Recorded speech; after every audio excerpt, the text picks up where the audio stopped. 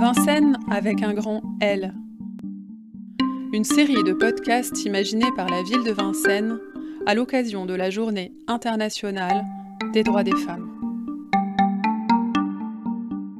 Épisode 18, Jamila. ست الحبايب يا حبيبة يا أغلى من روحي ودمي يا حنينة وكل كطيبة يا ربي خليك يا أمي يا ربي خليك يا أمي يا ست الحبايب يا حبيبة يا حبيبة حبيبة. C'est l'histoire d'une jeune femme douée, mais peu armée pour la vie, que nous conte Jamila Abdan. Arrivée à 20 ans à peine pour étudier le droit en France, elle doit rapidement renoncer à ses rêves afin de subvenir à ses besoins, puis ceux de son mari et de ses enfants. Mais elle mûrit et parvient à se libérer des chaînes qui l'empêchent de s'accomplir pleinement. Désormais sûre de ses choix et maîtresse de son existence, Jamila demeure un magnifique mélange de force et de douceur.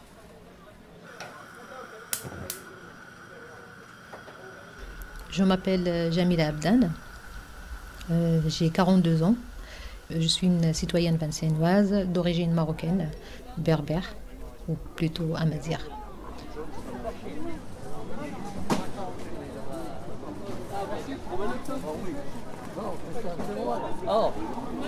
Je tiens un stand sur le marché de Vincennes où je propose différents plats, surtout le couscous avec ses viandes, des pastillas, des pâtisseries orientales, des briques. Il y a vraiment un vaste choix de produits. Voilà. J'ai obtenu mon baccalauréat à Agadir et après j'ai choisi de faire le droit. Et 4 ans après, j'ai obtenu ma licence en droit. J'ai postulé pour... il y avait un concours en fait pour devenir juge. Bon, j'ai été présélectionnée, mais entre-temps, il y a un ami, un collègue à moi en fait, qui m'a dit pourquoi pas on finit nos études en France. J'ai dit pourquoi pas. Alors on a envoyé à des universités en France. Moi j'ai été acceptée par 3. Lui, aucune. Je pense qu'aujourd'hui, lui, il a de la chance. Je peux le dire avec certitude. Parce qu'au moins, il est resté là-bas. Je pense que c'est plus facile en fait de faire sa vie quand on a un tel licence. Franchement, tous mes amis, ils sont vraiment bien, ils sont bien arrivés pour moi. Ils sont tous des avocats ou des juges ou des notaires. J'ai regretté, mais bon, j'ai regretté de ne pas savoir fixer un objectif. Bon, je suis venue ici. Par contre, c'était pas aussi facile.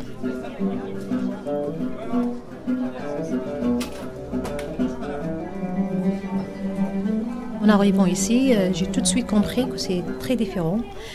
C'était ma soeur qui m'accueillait au début, mais j'ai tout de suite compris aussi que je ne peux pas rester chez elle. Elle était mariée avec un enfant et du coup, ça m'a trop travaillé la tête. Et il faut que je trouve un logement, il faut que je travaille et c'était trop compliqué. Faire les études, c'était à Cergy-Pontoise. C'était trop compliqué, j'étais trop naïve, trop timide. J'arrivais même pas à parler avec les gens. Je dis bonjour, je m'arrête là. Voilà, j'étais trop... Mais bon, heureusement, j'y suis arrivée. Mais bon, à un certain moment, il va falloir choisir entre finir les études ou travailler. À ce moment-là, j'étais caissière à Casino Cafétéria. Et j'avais un petit salaire de 800 €. Pour moi, c'était waouh, c'était bien. Alors, voilà, j'ai choisi de rester et de ne pas... J'ai choisi de rester et de ne pas continuer mes études. Et voilà, et avec le temps, c'est là où j'ai rencontré mon ex-mari. Parce que là, aujourd'hui, je suis divorcée. Il était plus âgé que moi, mais il était accroché à moi. Il a voulu se marier avec moi. Au bout de 3 mois, je me suis retrouvée mariée. Je comprenais rien en fait, franchement je comprenais rien. Voilà, et ça commence. Et après, voilà, à chaque fois il y a quelque chose qui me plaît pas en fait, j'arrivais pas à le dire. Ensemble, à un certain moment, on a fait un petit projet, toujours dans la restauration. Ça commençait par là, je pense, la restauration.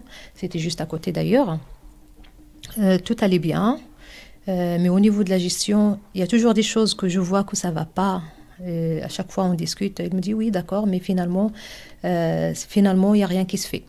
Mais par contre, au niveau de la fabrication et le plus de temps passé, c'était toujours moi. J'ai jamais de salaire en plus. Voilà, jamais. Voilà, c'est juste pour les enfants, on achète des courses, on fait des courses, les habits, les machins, mais jamais, j'ai jamais d'argent de côté. Mais bon, à un certain moment, moi, je voulais juste arrêter tout ça. J'ai tout laissé tomber. Bon, c'est pas grave, j'étais perdante, mais finalement, j'ai sorti d'une grande expérience au niveau de la clientèle, au niveau du service, au niveau de la restauration. J'ai compris que je suis faite pour ça, mais il faut le faire toute seule.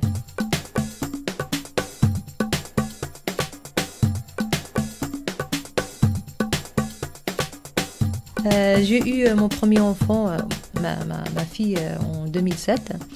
Ma deuxième, je l'ai eue en 2009. Mais le fait d'avoir des jumeaux en 2012 a fait tout basculer. Et mon compagnon à ce moment-là, il était toujours pas là. Et c'est moi toujours qui ai assumé la responsabilité des enfants de A à Z. Ça a décliqué que voilà, il faut que ça s'arrête. Et c'est à ce moment-là que j'ai demandé le divorce. J'ai compris que je commence à devenir mature, en fait. Je commence à comprendre des choses. Et c'est là où je commence à parler, à dire non. Voilà, et c'est là où je vois que l'autre partie, il était vraiment pas là, quoi. لو تعرفوا بنحبكم ونعزكم كده قد ايه لا تقدروا حتى التراب اللي بنمشيكم عليه الحب له أحوال كتير وحبكم أغلى بكتير الحب له أحوال كتير وحبكم أغلى بكتير لأن ده الحب الكبير اللي ما فيهش ازاي وليه لو تعرفوا. C'est une histoire d'amour. لو تعرفوا si vous savez à quel point on vous aime, on aime la terre non, là où vous passez, ça veut dire on aime où vous passez, on adore votre présence, on adore votre l'amour a plusieurs cas, mais votre amour c'est assez spécial, c'est différent, c'est fort, c'est déclaration à moi-même. Je rigole. Non. Il y a une expérience dont j'aimerais bien parler, c'est que dans ma famille, on n'utilise pas beaucoup le terme divorcé. Il n'y a personne qui a été divorcé, à part ma sœur qui habite ici en France. C'est elle qui est divorcée. Mais j'ai jamais pensé que c'est une solution. Mais moi, quand j'avais décidé de divorcer, c'était quelque chose de l'évidence. C'était évident de se marier. Je me suis dit, mais pourquoi j'ai resté 15 ans comme ça? C'est pas possible. Et après, j'ai dit, hop, stop. Non, c'est pas comme ça une vie conjugale. Pour moi, la vie conjugale, c'est un partage. C'est la participation des deux. On prend des décisions à deux. Et voilà, les enfants, ils sont à nous à deux, mais moi, j'ai senti que ce sont mes propres enfants. Il n'est jamais là avec eux. Du coup, j'ai dit, voilà, la solution, c'est quoi? C'est le divorce. Pour moi, c'était une évidence.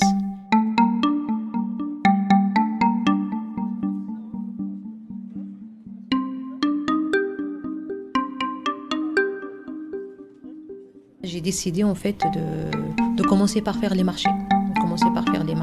Parce que dans le domaine de la cuisine. Et comme je suis passionnée de la cuisine marocaine, je détiens ça de ma mère. Franchement, je savais jamais que je sais cuisiner. Vous voyez, mais ma mère, elle était d'un sorte comme traiteur. Parce que il fait des bons plats. Et souvent, quand il y a un mariage dans le quartier, on sollicite toujours ma mère.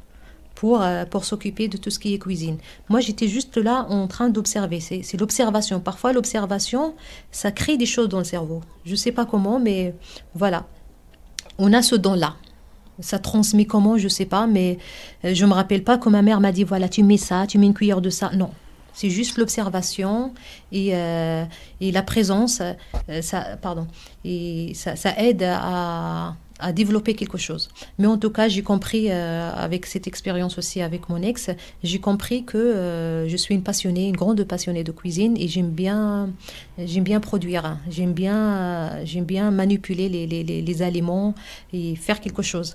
C'est comme une créativité. Pour moi, la cuisine, c'est une créativité, c'est quelque chose, c'est un contact et aussi c'est un plaisir pour moi et pour les personnes qui vont déguster en fait mes fabrications.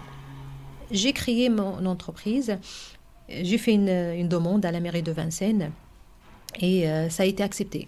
Franchement, c'était un grand soulagement parce que j'avais fait plein de demandes. Je ne sais pas pourquoi j'insistais sur Vincennes. Il y avait quelque chose que... C'est comme si il y a une intuition que c'est ici que je dois me développer. Je ne comprends pas. Parce qu'il y avait plein de marchés de Paris qui m'ont proposé de s'installer. Je refusais à chaque fois. Et j'ai fait une demande. Je me suis dit, je vais essayer le marché de Vincennes. Et heureusement, on m'a accepté.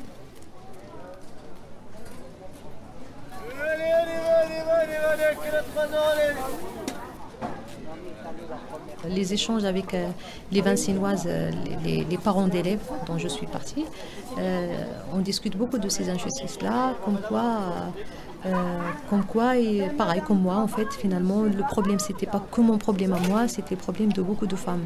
Mais ils parlent pas trop de ça, ça veut dire, il y a pas le partage de tâches. Souvent, il n'y a pas le partage de tâches. Et alors, les clientèles d'origine arabe, alors là, c'est le top. Pareil, ils font tout. Surtout, il n'y a pas leur reconnaissance, en fait. On ne reconnaît pas tout ce qu'on fait. On s'occupe des enfants. Heureusement, pour l'éducation, ils arrivent à avoir des enfants qui réussissent leur vie leur scolarité plutôt. Leur scolarité. J'en connais des femmes, leurs enfants, ils sont maintenant juges, ils sont avocates, ils sont médecins, vous voyez. Du coup, franchement, c'est une fierté pour les femmes. Mais par contre, de l'autre côté, je sens que ces femmes-là, ils sont vraiment faibles, très épuisées. Ils ont fait tout ça pour les autres. Ça veut dire la femme, en général, elle donne toujours pour l'autre, mais ils s'oublient. Au fil des années, ils s'oublient. Je sens toujours la tristesse dans quand ils parlent. C'est que ils parlent toujours de l'autre partie qui n'est pas là. Ils n'ont même pas le sourire parfois. Ils ont même pas le... Vous voyez, ça me touche énormément.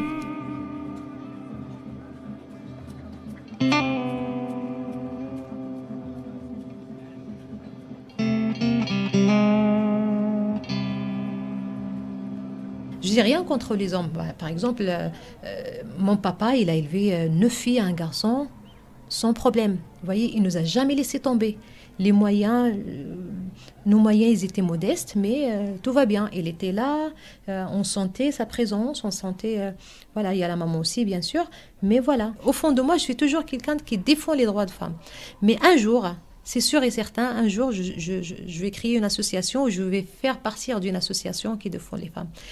J'espère pour mes filles surtout qu'ils connaissent soi-même, ça veut dire qu'ils aient confiance en soi-même. Ça veut dire la confiance, c'est la base de tout. Quand on est confiante, on sait ce qu'on veut et on prend des décisions, on n'a peur de rien. Ça veut dire on y va tout droit au but et surtout fixer l'objectif. Il faut savoir qu'est-ce que je veux devenir. Franchement, si vous ne connaissez pas qu'est-ce que vous voulez devenir, ça veut dire il faut toujours faire un objectif de 5 ans à l'avant. Ça veut dire aujourd'hui, je suis là, d'ici 5 ans, je me vois en train de faire cela et cela et cela. Il faut faire des petits objectifs pour arriver à un grand objectif. Moi, j'aimerais bien en fait avoir un restaurant marocain, traditionnel surtout. Ça veut dire faire réveiller les plats traditionnels marocains. Maroc, il est riche du nord au sud, franchement. Il y a des plats typiques qu'on n'en trouve pas ailleurs. Et j'aimerais bien vraiment révéler cela. J'aimerais bien